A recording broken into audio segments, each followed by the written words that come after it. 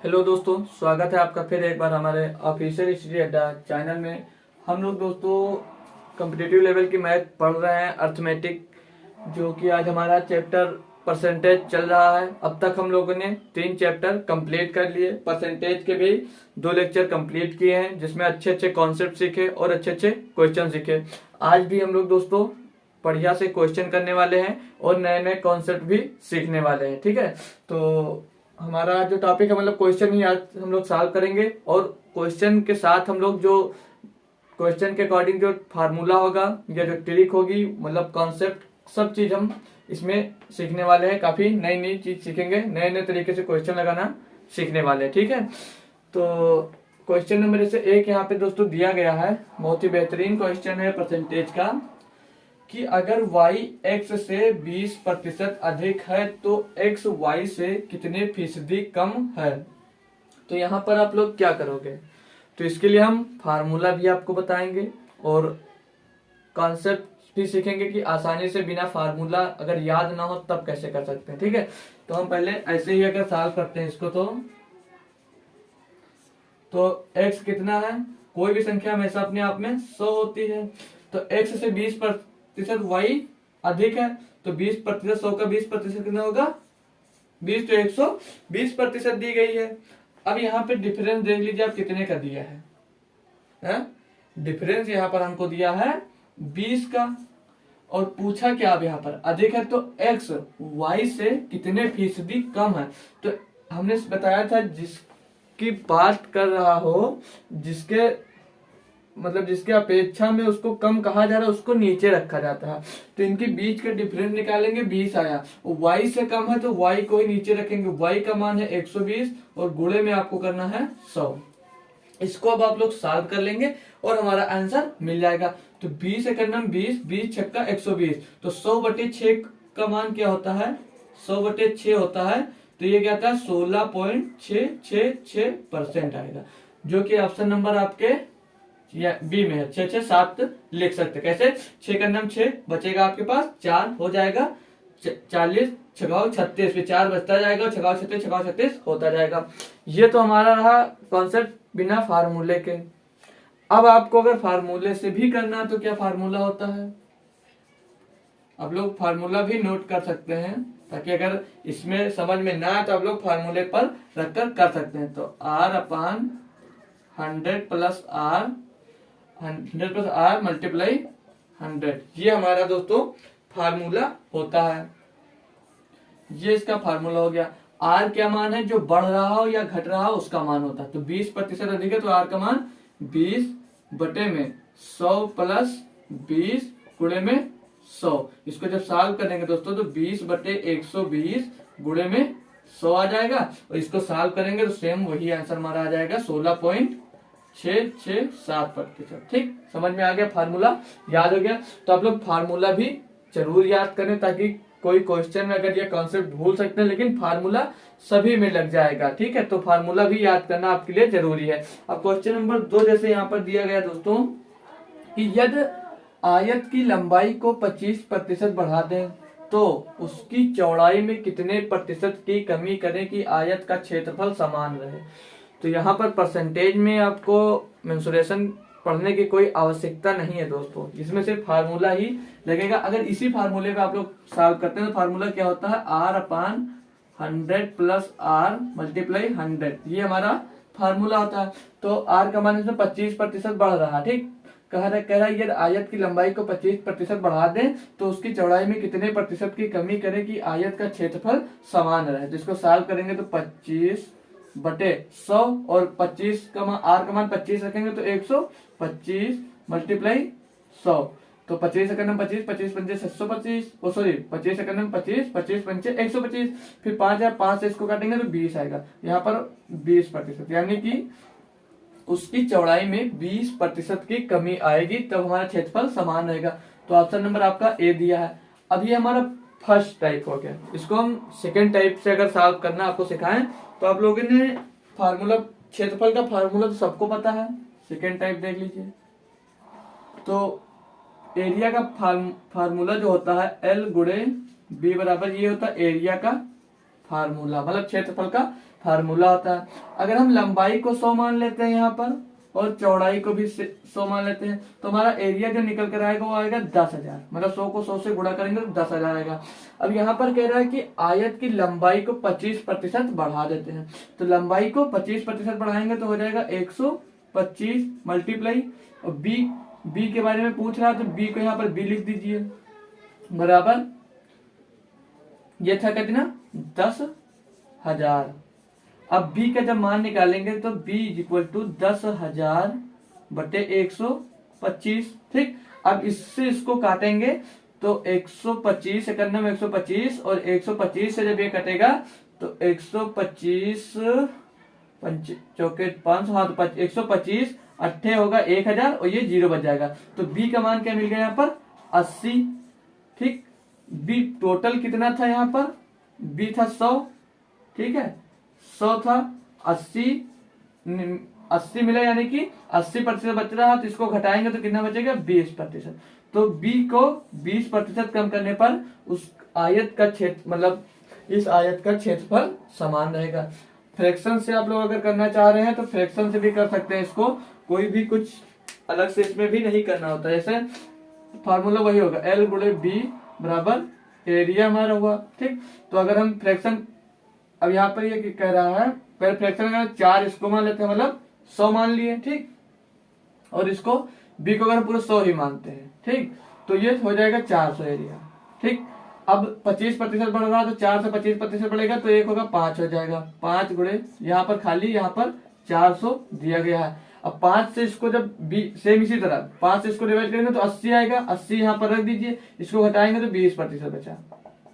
तो 20% अगर हम चौड़ाई को कम कर देते हैं तो हमारा क्षेत्रफल समान रहेगा। तो आई होप दोस्तों ये दोनों क्वेश्चन समझ में आए होंगे। इस पर बेस्ड हम अभी और भी अच्छे क्वेश्चन करेंगे, आप लोग इसको नोट करिए। और इस पर बेस्ड भी अगर कहीं से आपको क्वेश्चन मिल रहा है तो अपने आप से भी सॉल्व करने की कोशिश जरूर करें।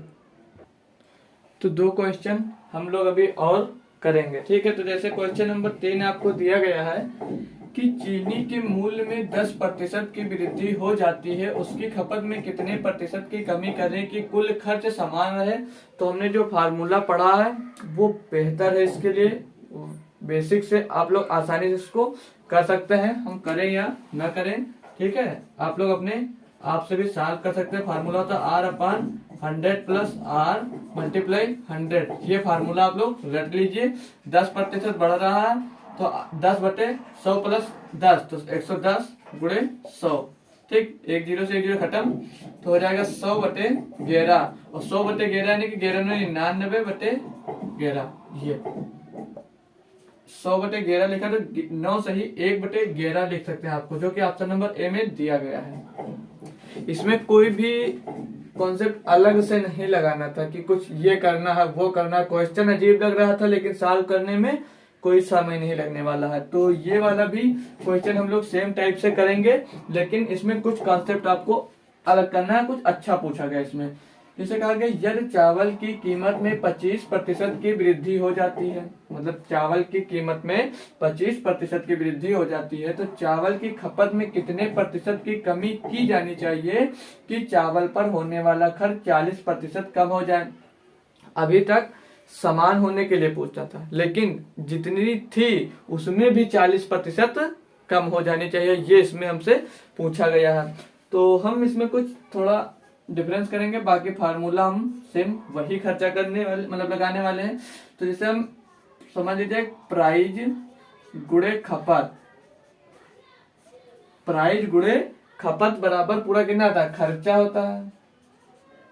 ठीक, अब हमने प्राइज अगर 100 मान लिया और खपत भी 100 मान लिया तो खर्चा कितना होगा हमारा 10,000 का। यहां तक आपको समझ में आया होगा। अब जो क्वेश्चन में कहा गया दोस्तों हमको, हम लोग सेम वैसे ही करते चलेंगे। ठीक है, तो या तो इसकी फ्रैक्शन वैल्यू अगर मूल लिख के रख देते हैं हम, जैसे इसको 4 मान लेते हैं हम, तो आपका कैलकुलेशन कम हो जाएगा। ठीक, जब इसको 4 मान लेते हैं तो ये हो जाएगा 100। ठीक, सॉरी 400 हो जाएगा, 4 धामा 400। अब कह रहा है कि चावल की कीमत में 25% की वृद्धि हो जाती है, तो इसमें कितने की वृद्धि हुई 25% की। तो 4 का 25% 1 होगा तो 1 बढ़कर हो जाएगा 5। तो वृद्धि हो गई, चावल में 25% की हमारी वृद्धि हो गई। अब और उसमें कहा कि कितने प्रतिशत की कमी की जानी चाहिए कि चावल पर होने वाला खर्च 40% कम हो जाए। तो ये पूरा खर्च हमारा 400 है, तो इसका 40% कितना होगा दोस्तों, 400 का 40% निकल कर आएगा 4 चौक 16, 160। तो 160 जब हम इसमें से घटाएंगे दोस्तों, तो 160 जाएगा 0, 10 में 6 जाएगा 4 और 3 में 1 जाएगा 2, तो 240 बचेगा। तो हमें यहाँ से खपत ज्ञात करनी है।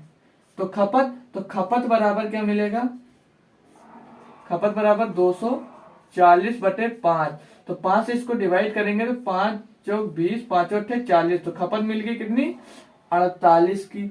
अब हमें पूछा कि इतना कम किया जाए, बढ़े हुए में इतना कम किया जाए कि घटे हुए में भी उसका 40% कम हो जाए। तो टोटल 100 था, इसमें घटाएंगे 48, बचेगा कितना, 52%, जो कि ऑप्शन नंबर आपके ए में हमको दिया गया है। तो आई होप आपको ये भी क्वेश्चन अच्छे से समझ में आ गया होगा। मतलब अब जो निकल गई 48 kg की खपत कम करनी होगी, तब हमको 40% पूरे में 40% हमें कम हो जाएगा। ठीक है, तो मतलब बढ़े हुए में हम लोग 52% जब कम करेंगे तो पहले वाले में हमें 40% की कमी मिल जाएगी। तो ये भी क्वेश्चन आप लोग नोट करिए, और भी बेहतरीन हम क्वेश्चन करने वाले हैं अभी। तो हम लोग 2 टाइप क्वेश्चन अपना और देखेंगे, इसी से कुछ अलग होगा। ये भी टाइप हमने सेम टाइप के क्वेश्चन आपको सॉल्व करके देंगे, कुछ और क्वेश्चन उसी टाइप से मिलेंगे जो आपको खुद सॉल्व करने होंगे अपने आप से। ठीक है, जिससे आपकी प्रैक्टिस होगी।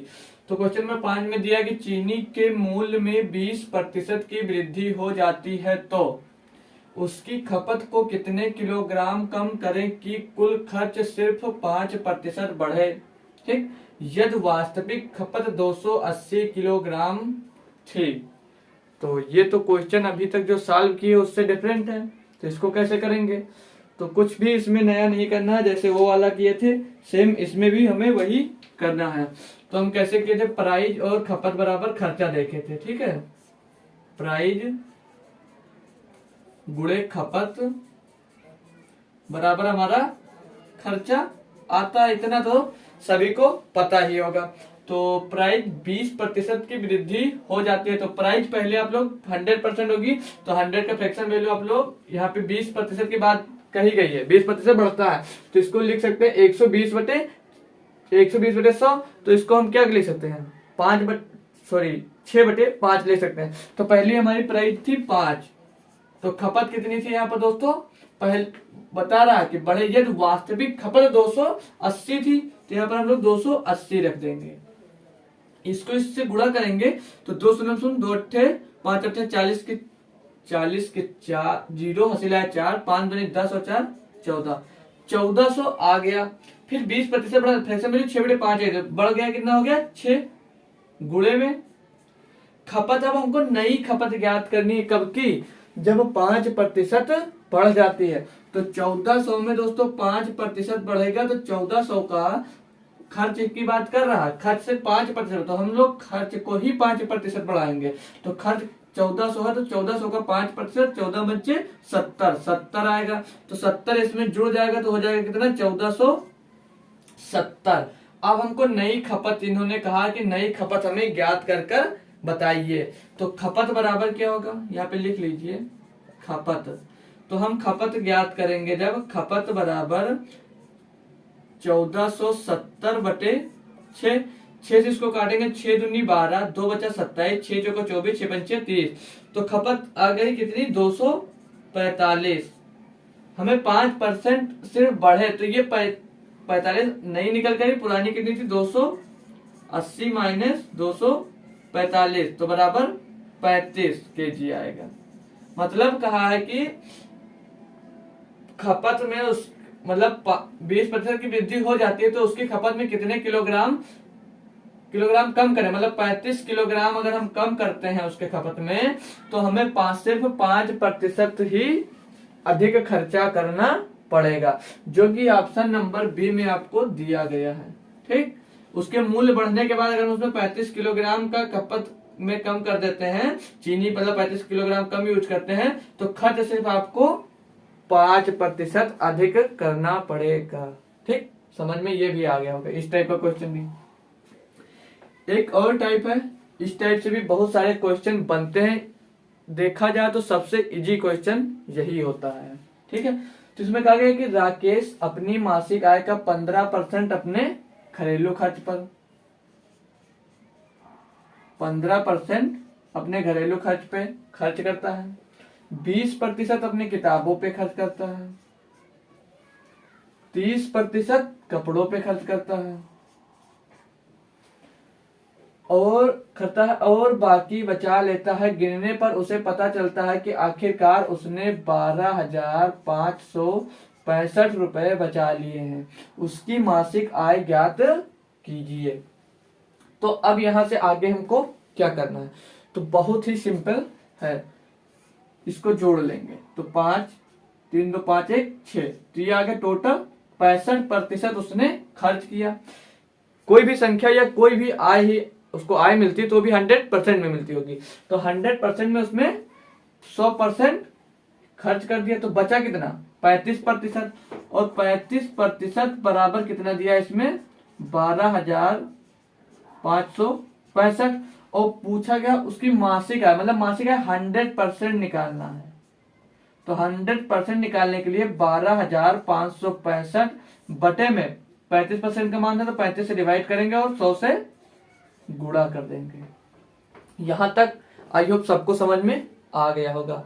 अब हम इसको काटेंगे 35 से, तो 35 दूना 70 या 105, तो 35 से कटेगा तो 35 या 105, बचेगा कितना, यहाँ पर बचेगा 20, हो जाएगा कितना 206, तो 35 पंचे, हाँ 35 पंचे जाएगा, 35 पंचे होगा 175, 175, तो बचा 25 6 31, और 31 हो गया ये 315, और 315 था 35 नवैया, तो 35 नवैया होता कितना 315, तो यहाँ पर मिला कितना अब हमको 359 गुणे में 100, तो डबल जीरो लग जाएगा। तो 100% उसकी मासिक आय कितनी निकल कर आ गई, यहाँ पर 35,900 रुपया उसकी मासिक आय थी, जो कि ऑप्शन नंबर आपके डी में दिया गया।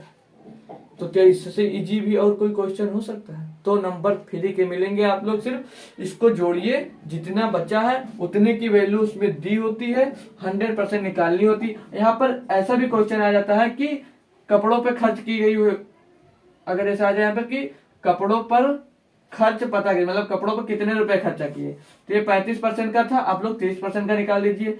किताब का पूछता है 20% का निकाल लीजिए, तब 100% का नहीं निकालते, या आप 100% का निकालने के बाद भी, या मतलब घरेलू खर्च का पूछता है तो 15%, या किताब का पूछता है तो 20%, या इसका पूछता कपड़ों का तो 30% निकाल देते, उससे भी आ जाता। तो आई होप बेहतरीन से बेहतरीन क्वेश्चन भी जो भी मिलेगा इस टाइप के अब आप लोग कर लेंगे। तो 2 क्वेश्चन हम और करेंगे, तो पहले ये करेंगे जो अभी इसके पहले किए सेम उसी टाइप पर ये भी क्वेश्चन हमारा सॉल्व होगा। तो कहा गया कि इसमें कि राकेश अपनी मासिक आय का 10% अपने घरेलू और 25% कपड़ों पर खर्च करता है और 20% किताबों पर खर्च करता है। तो 10% घरेलू खर्च पर और 25% किताबों पर, और फिर 25% कपड़ों पर और 20% किताबों पर खर्च करता है। टोटल ये कितना होगा 5 2 2 4 1 5, 55% खर्च करता है। और कहा है कि और बाकी बचा लेता है, यदि उसके पास 16,083 रुपए बचे हैं तो मासिक आय ज्ञात कीजिए। ठीक है, 16,083 रुपए हैं तो मासिक आय ज्ञात कीजिए। तो 55% उसने खर्चा किया, जितना बचा मतलब 45% बचा, तो 45% का मान यहाँ पर दिया गया है, हमें 100% का मान निकाल कर दिखाना है। तो 45% का मान दिया 16,083 रुपए, तो 100% का मान निकालेंगे जब आप, तो क्या करेंगे 16,083 बटे 45 और गुणे में 100 कर देंगे। अब हम लोग इसको सॉल्व कर लेंगे और हमारा आंसर आ जाएगा। तो 5 से अगर इसको काटते हैं तो 5 9 45, और 5 से इसको काटेंगे तो 20 बार जाएगा। फिर 9 से इसको काटेंगे हम, तो 9 1 9, 9 1 9, यहाँ पर बचा 7 हो गया 70, 9 7 63, फिर बचा 7 हो गया 78, 9 8 72, फिर बचेगा 6, तो 9 सते 63। तो यहाँ पर कितना आ गया 1786 मल्टीप्लाई 20। 20 से इसको गुणा करेंगे तो 0 का 0 हो जाएगा, 20 छक 2 छक 12 के 2 हसीला आएगा आपके पास 1, 2 अट्ठे 16 और 1 17 के साथ फिर हसीला 1, 2 सत्ते 14 और 1 15, फिर एक हसीला 2 एक 2 और 1 3, तो 35,720 हमारा आंसर आ रहा है। सॉरी यहाँ पे कटा गलत है, 9 9 बचा 7 हो गया 70, 9 सत्ते 63 बचा 7 78, फिर हो जाएगा 9 अठे 72, फिर 6 बचेगा 63, तो 9 सत्ते 63 होगा, तो यहाँ पर 6 की जगह 7 आएगा। ठीक है, तो 2 सत्ते 14, यहाँ पर हो जाएगा 35,740, यानी कि राकेश की मासिक आय जो होगी वो 35,740 होगी, जो कि ऑप्शन नंबर डी में हमें दिया गया। क्वेश्चन सेम ये भी है बट थोड़ा सा डिफरेंट है, तो ये भी हम लोग सॉल्व करेंगे। तो यहाँ पर दिया कि कशिश अपनी आय का 20% किसी स्कूल में दान देती है तथा बचे हुए का 20% बैंक में जमा कर देती है। यदि उसके पास अब 12,800 रुपए हैं तो कशिश की आय ज्ञात कीजिए। है क्वेश्चन सेम, बट इसमें कहा कि 20% किसी स्कूल में देने के बाद जितना बचता है उसका 20% अपने बैंक में जमा करते हैं, ना कि 20% खर्चा किया अपने आय का फिर 20%, ऐसा नहीं है। तो हम अगर आय को उसके 100 मान लेते हैं, पूरी आय किसी की हम अगर 100% मान लिए, तो उसने 20% क्या किया, किसी स्कूल में दान दे दिया, तो 100 का 20% 20 होगा, तो यहाँ पर घटाएंगे तो बचा कितना उसके पास 80%, यानी कि 80 रुपए। हम यहाँ पर 100 रुपए मान लेते हैं उसकी आय, ठीक, तो 80 रुपए बचा। फिर कहा कि बचे हुए का 20%, तो 80 का भी 20% वो क्या करता है, बैंक में जमा कर दे, तो 80 का 20% कितना होगा 8 दूनी 16, तो हाँ मतलब 16 रुपए होगा। अब इसको घटाएंगे इसमें, तो 16 घटाएंगे तो बचेगा ये 64 रुपए उसके पास बच रहे हैं। तो कहा यदि उसके पास अब 12,800 बचे, 64 बराबर कितना है उसके पास, मतलब 64 रुपए बराबर कितना दिया है 128 डबल जीरो, यानी कि 12,800 रुपए बचे। तो हमें उसकी कशिश की मतलब पूरी आय ज्ञात करनी है। तो 64 बराबर दिया तो हमें पूरी 100 बराबर ज्ञात करनी है, मतलब इसका मान ज्ञात करना है। तो 100 बराबर 128 डबल जीरो बटे में 64 और गुणे में 100, तो 64 दूनी 128, यहाँ पर 200 और 100 से गुणा होगा तो हो जाएगा 20,000, जो कि ऑप्शन नंबर आपको सी में मिल जाएगा।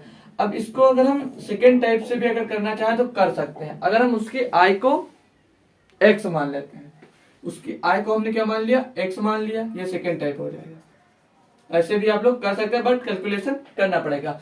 तो x मान लिए, 20% उसने खर्च कर दिया, तो कितना बचा उसके पास 80% बटे 100 गुणे, फिर 20% उसने बैंक में जमा कर दिया, तो कितना बचा 80 बटे 100 बराबर, उसके बाद अब बचा कितना 12,800 रुपए। ठीक, अब इसको हम लोग सॉल्व कर लेंगे। तो 20 चौक 80, 20 पंचे 100, 20 चौक 80, 20 पंचे 100, तो ये x गुणे 4 चौक 16 बटे 25 बराबर 12,800 रुपए। तो हमें आय ज्ञात करनी, आय को हमने x माना, तो x बराबर क्या आ जाएगा अब 128 डबल जीरो बटे 16 और गुणे में 25, इतना हम सॉल्व कर लेंगे, हमारी आय निकल कर आ जाएगी। 16 अट्ठे 128, तो 800 आ जाएगा, तो x बराबर 800 गुणे 25। तो अब इसको 25 से जब हम लोग गुणा करेंगे 800 को, तो 25 शून्य 25 अट्ठा 200। ठीक, तो x की मासिक आय पूरी कितनी, मतलब कशिश की मासिक आय कितनी आ गई, फिर से हमारी 20,000 आ गई।